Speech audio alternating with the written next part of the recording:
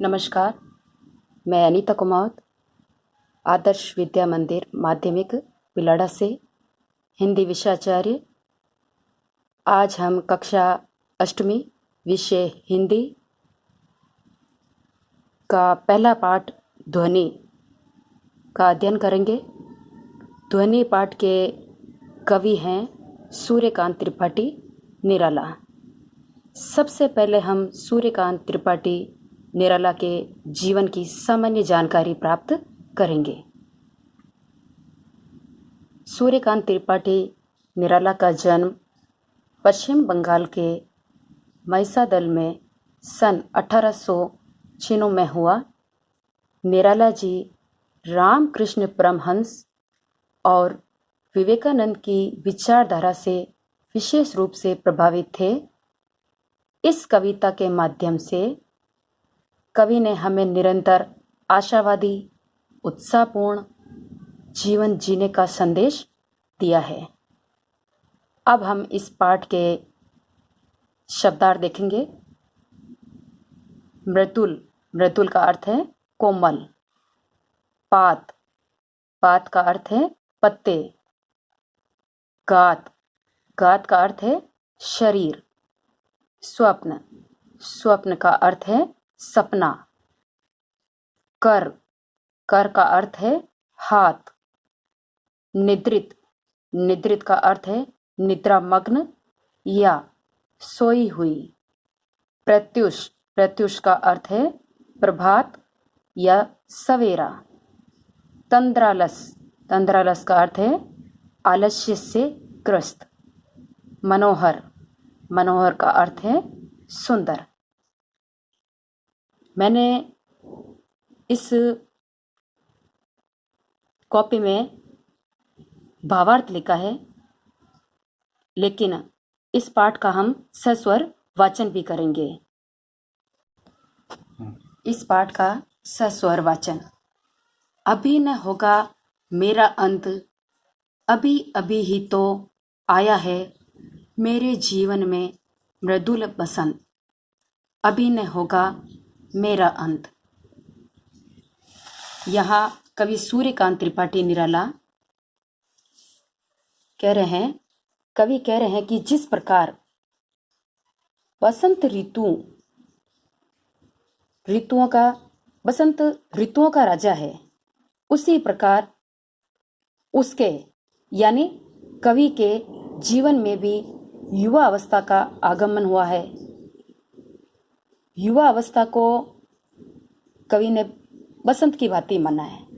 जिस प्रकार सभी ऋतुओं में सबसे सुहावनी और सबसे अच्छी ऋतु बसंत ऋतु है। इसमें ना अधिक गर्मी होती है, ना अधिक ठंड होती है और मौसम सुहावना होता है। चारों ओर हरियाली छा जाती है, पुराने पत्ते झड़ जाते हैं, नए पत्ते आ जाते हैं।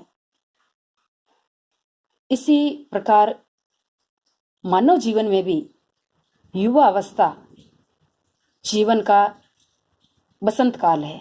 इसीलिए कवि ने युवा अवस्था को बसंत की भांति मानते हुए कहा है कि जीवन में, मेरे जीवन में भी युवा अवस्था का आगमन हुआ है तथा उसका कवि जीवन अभी शुरू हुआ है।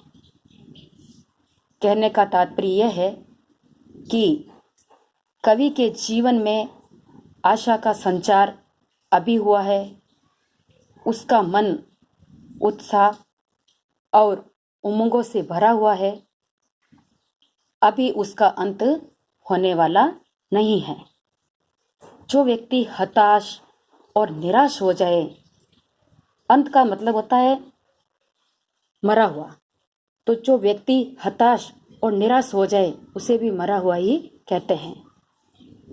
किंतु कवि अपने जीवन में हताश और निराश नहीं होना चाहते हैं। कवि आशावादी दृष्टिकोण रखते हैं और हमें भी आशावादी जीवन जीने का संदेश दे रहे हैं। इसीलिए कवि कह रहे हैं अभी तो उनका कवि कर्म शुरू हुआ है, अर्थात उन्होंने अभी तो कविता करना शुरू किया है और अपनी कविताओं के माध्यम से कवि कह रहे हैं कि मैं समाज को एक नई दृष्टि प्रदान करूंगा। मैं हताश और निराश नहीं होऊंगा, अर्थात अभी मेरा अंत नहीं होगा। अब हम अगली पंक्तियों को देखेंगे। हरे हरे ये पात, डालियां कलियां कोमल गात। गात का जैसे मैंने आपको अर्थ बताया था, शरीर। मैं ही अपना स्वप्न मृदुल कर फेरूंगा निद्रित कलियों पर, जगह एक प्रत्युष मनोहर। इन पंक्तियों का अर्थ हम अब देखेंगे।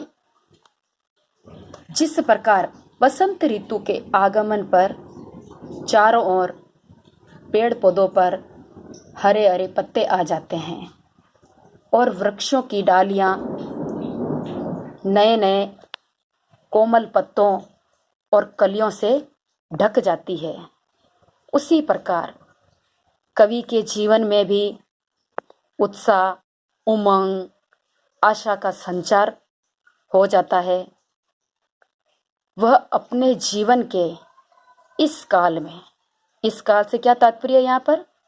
युवा काल, युवा अवस्था, जिसमें कवि ने कविता करना शुरू किया है।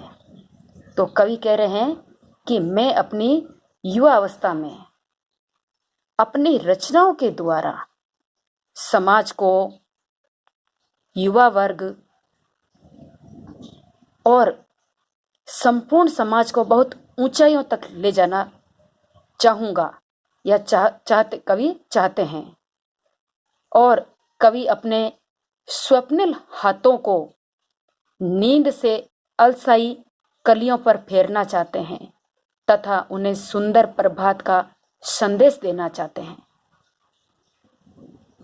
इन संपूर्ण पंक्तियों का अर्थ है, कवि निराश, हताश तथा आलस में डूबे हुए युवकों को अपनी रचनाओं के द्वारा प्रेरित करके उत्साहित करना चाहते हैं, ताकि वे नव युवक भी अपने जीवन का लक्ष्य, उद्देश्य प्राप्त कर सकें। और जो व्यक्ति जीवन में विपरीत परिस्थितियां आने पर दुखी हो गए हैं, तो उनको कवि दुखों से उबारना चाहते हैं, उनके जीवन में आशावादी दृष्टिकोण का विकास करना चाहते हैं। धन्यवाद।